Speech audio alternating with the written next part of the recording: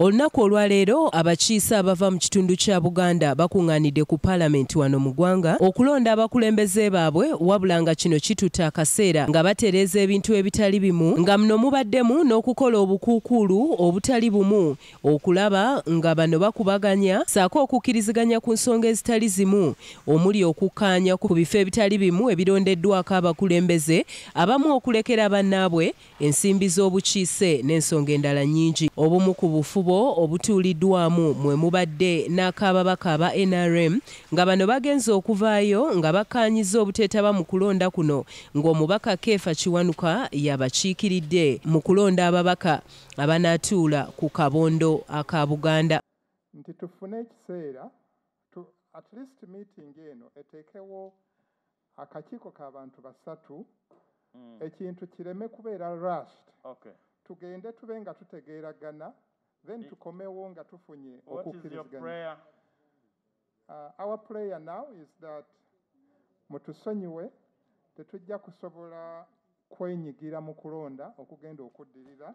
Wabula ono asigadde ategeeza ng'ababaka ba NRM bwe bagenda okutambulira awamu n'akabondo aka Buganda akalondeddwa. Naye nga tweyama nti tujja kubeera tujja kunyiikira okutambuza ensonga za Buganda nga bwe kinaaba kisobose wonna. Okusalawo kwa NRM kweyoleserwatu ne mu kulonda kuno anti buli mubaka owa NRM abadde aweebwa erinnya lye eribadde lireetebwa ku kifo kyonna ng'alijjayo. Osituse kunominatinga era nsaba kunominatinga muganda wange Nsegumire Kibedi okuva Emityana. Mbadde nsaba ekifo erinnya lyange okulijjayo era nga nja kugenda n'omuntu yenna anabazze mu nteekateeka okumuwagira 100 ku kinne waakyo, naye sinaakubeera ready n'obukulembeze kubanga nkyali mupya nkyabaza okunjagaliza bwe tugabana ennyanja naye nga bwe nagaanye ekifo kya vice chairperson n'ekifo kino kiddiza omukulu tojja kusobola oyo yennyini sijja kusobola. Mukama wange oli mulonzi wange abakatemba tebazze mulonzi wange mumanyi nnyo okuva erwengo so sebo kyeya okusinziira ku kiteeso ekyayanjuddwa eyatukulembeddemu nti tugenda kubeera bumu n'Obuganda byonna naye tugenda kwesimba mu bifo byonna era n'olwensonga tusaba omuntu yenna awaayo amannya gaffe okulonda kugenza okuggwa ng'abamu ku balondeddwa kwe kuli omubaka Mohamed Muwanga Kivumbi munnakibiina kya National Unity Platform, ng'ono alondeddwa ku bwa ssentebe ng'amyukibwa Dr. Lulume Bayiga munnakibiina kya Democratic Party. Obuwandiisi butwaliddwa Patrick Nsanja munnakibiina kya NUP, obuwanika buweereddwa omubaka David Kalwanga n'abalala, era nga omubaka Medad Lubega Sseggona y'abadde omukubiriza w'olukiiko luno.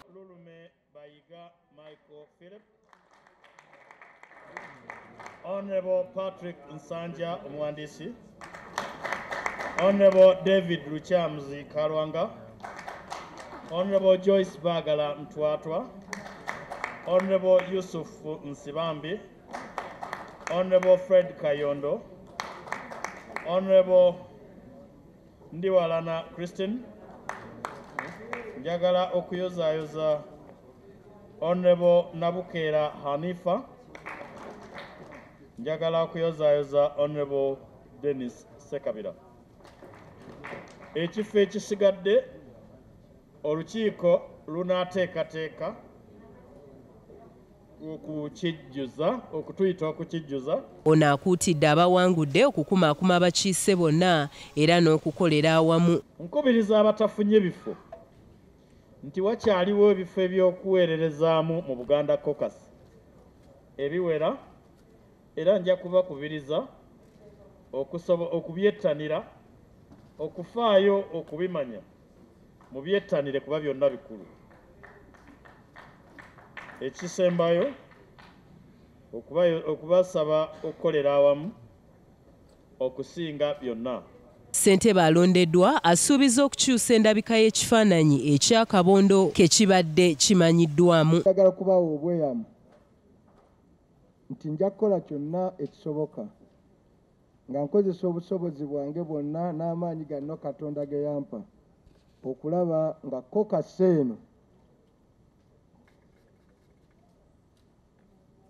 nkiddemu okulaba nga kokasi eno eva weebadde ng'ekyo ekibiina ekya munno mu kabi kiddemu kibeere eddoboozi erya Buganda erya Uganda erikozesa amaanyi n'obuzito Central Region gyeyina mu byobufuzi bya Uganda. Ono era alambise byagenda okutandikirako omuli ekitiibwa kya Buganda, ettaka, okukuuma obutonde bw'ensi n'ensonga endala nnyingi. Tumaze ebbanga nga tulina mentality nti ababa balina obuyinza nga b'amaanyi mu ggwanga lino ennaku zino ab'oluse luno tibatukwatibwanga ekisa batukolera ebirungi.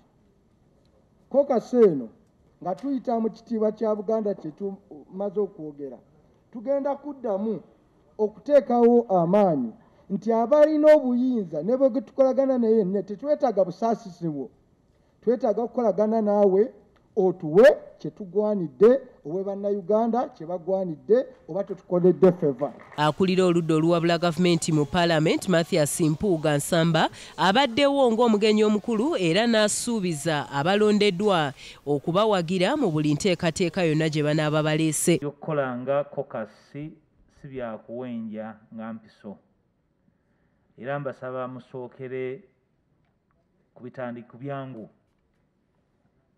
Ebyangu kusooka kunoonya obwa Sseruganda obwa nnyinoomu tutabale nga tuli ffenna.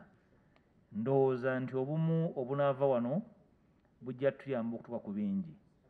Newandibadde nga tuyinza okufuna ebitwawula nga kkala z'ebyobufuzi, ndowooza ebizibu ebiri mu Buganda bitumala okutugatta. Era oyo anaabyawukanako era embeera ejja mmuleka emabega. Eggulire lino likusakiddwa Issa Kigongo ku lwa 44 olw'eggulo.